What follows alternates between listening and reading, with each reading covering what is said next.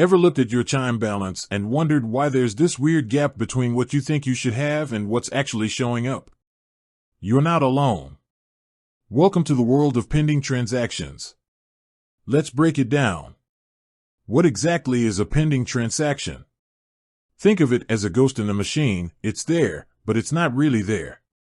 When you use your Chime card, the merchant places a hold on your account to ensure you have enough funds. This hold shows up as a pending transaction. But here's the kicker, that money isn't actually gone. It's just on ice for a bit. Now, the burning question, how long does this ice age last? Well, that's where things get a little tricky. It depends on the merchant. Some are speedy, releasing the hold as soon as you walk out the door. Others? Not so much. They might hold onto that cash for a few days, or even a week. It's like dealing with a slow-moving glacier. But don't panic. Just because a transaction is pending doesn't mean you can't use your money. Chime shows you two balances, available to spend and total balance.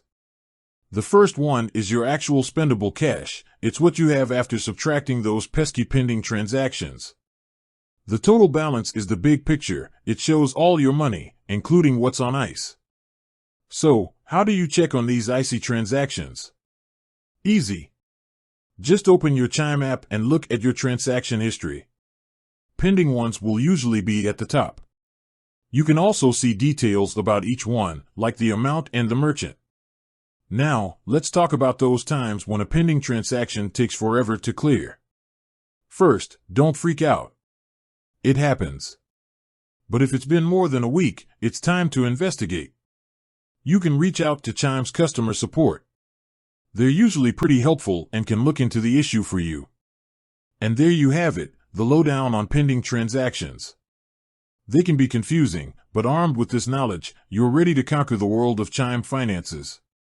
Remember, patience is key, and your money is probably just chilling out for a bit.